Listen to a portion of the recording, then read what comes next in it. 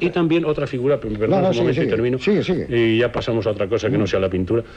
Otra figura de la pintura que no pertenece exactamente al mundo flamenco o germánico, sino al francés, pero naturalmente de raíz hugonote, que es, como se sabe, muy cerca del protestantismo, que es a Georges Latour.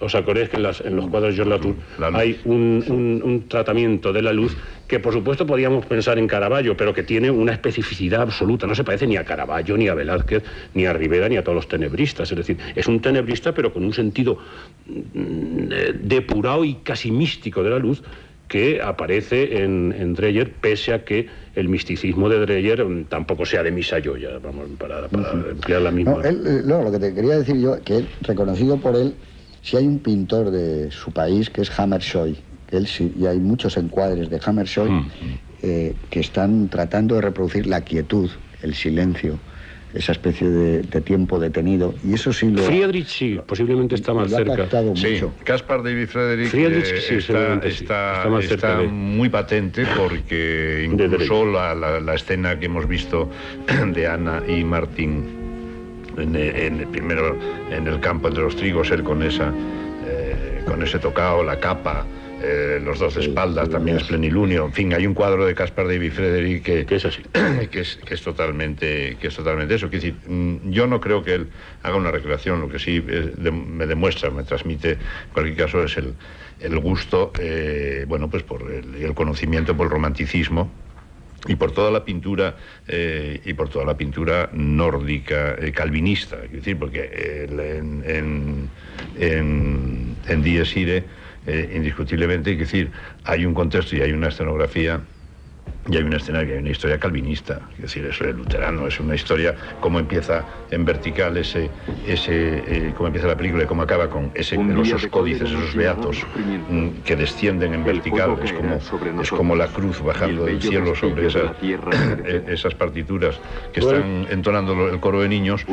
Esa es la única verticalidad en la película, por ejemplo, así evidente, que está todo bajando, que luego todo el resto de la película se desarrolla, son horizontales, ¿no?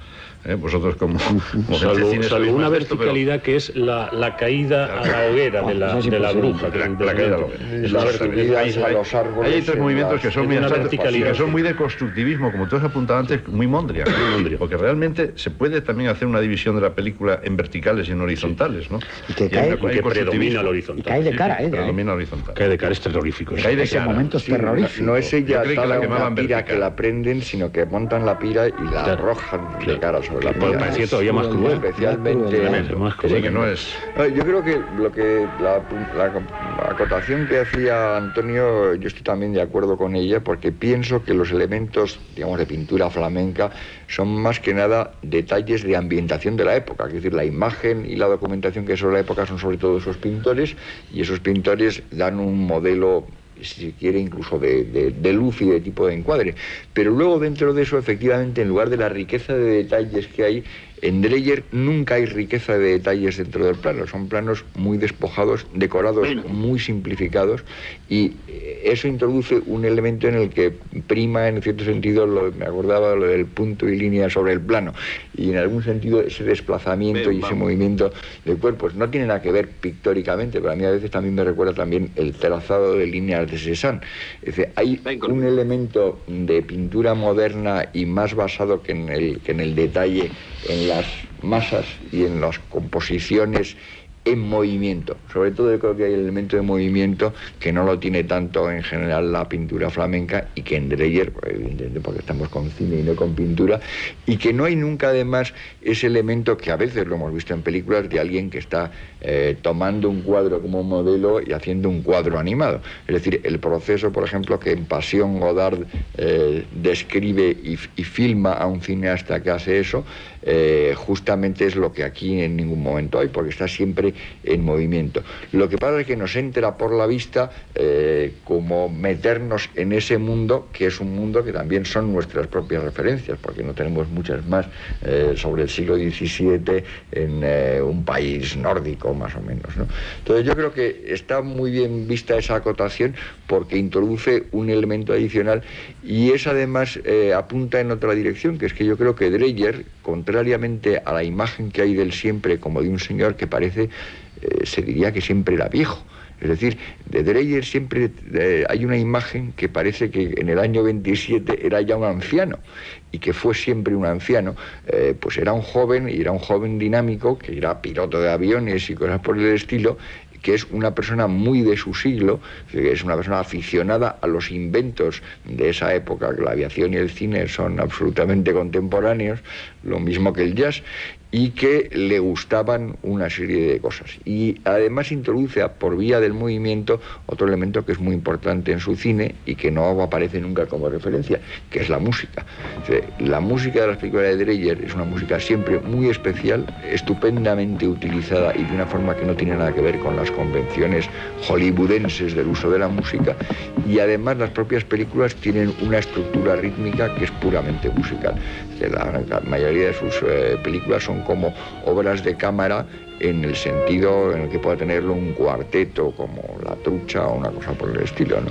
Entonces yo creo que introduce ese elemento de que es un artista plástico y un artista rítmicamente contemporáneo, que también tiene que ver con otro elemento que ha recordado Antonio, que es las circunstancias del rodaje de esta película. Esta película, por su mismo valor simbólico que se lo permite ese grado de abstracción, está al mismo tiempo siendo una película de resistencia en un país ocupado contra los nazis. Y no hay ni una sola alusión, no hay similitudes, no juega con los negros y los negros de las SS, ni nada por el estilo. Pero, sin embargo, te está reproduciendo una situación en la que se persigue a una serie de personas con la mera atribución de unas sospechas. De unas sospechas que hasta los propios presuntos culpables no saben muy bien si lo es o no. Yo creo que, por ejemplo, es muy característico y muy importante en la película el hecho de que, naturalmente, Anne, la protagonista, ha oído hablar de que su madre era bruja y tenía poderes, pero ella no sabe si creer que es posible que eso ocurra y que haya brujos y que tengan poderes, y conoce a Martha Herlofs, la bruja vieja a la que vemos ejecutar y que vemos en la escena inicial cómo se inicia su persecución y antes su condena, pero no sabe si creerlo, y sin embargo la gente que está en el poder sí que ha decidido creerlo, y además lo cree de una manera terriblemente hipócrita, porque se está invocando el hecho de que van a salvarles de la condenación, incluso mediante el sacrificio de ejecutarlos cuando han reconocido sus culpas y han abjurado, y sin embargo, y aquí introduzco de nuevo el tema de la pasión, este propio pastor Absalón, que parece el colmo de la frialdad, se ha dejado arrastrar por la pasión hasta el extremo de mentir, ocultar y, en el fondo, según su propia lógica, privar de la salvación a la madre de Ana, porque ha ocultado que era una bruja y por tanto ni la han sometido a tortura, ni le han dado la oportunidad de retractarse, ni la han ejecutado en la pira, ¿no?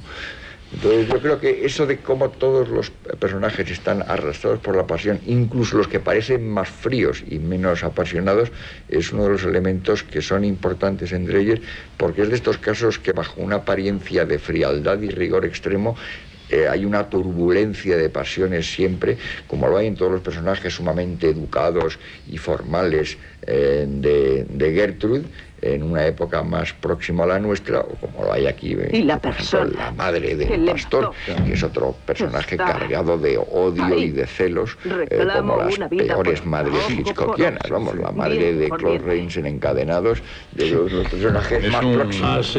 Has entrado en el tema, claro, es decir, en el meollo, vamos a llamar así, aunque sabemos que son falsas divisiones, del contenido, de la brujería, del tema de la película, de la brujería. Los poderes. De los poderes, que es una cosa importantísima. Es decir, eso es de una riqueza y de una sutileza y de una complejidad extraordinaria. Dreyer, respecto al tema de la brujería, se queda fuera. Es decir, en el sentido de que para él lo que le interesa en ese momento no es si hubo brujería o no hubo brujería, si realmente pervivían en las prácticas, como en muchos pueblos europeos, profanas, paganas o animistas respecto a la dogmática protestante o católica. Él lo que señala claramente es que la iniquidad y la interiorización de esa presión social absolutamente fanática acaba con todo rasgo de vitalidad y todo rasgo de hermosura que se puede tener. Que hubiera brujería o no hubiera brujería, yo creo que lo deja flotante, incluso en un artista tan complejo como él, en algún nivel de ambigüedad. Por supuesto, él no nos dice nunca que Ana es bruja, pero cuando se va acercando a la ventana en una de las últimas escenas con Martín, no sé si es la luminosidad exterior, pero yo quiero pensar, a lo mejor haciendo un poco de trampa, que es la luna. Es decir, hay una determinada complicidad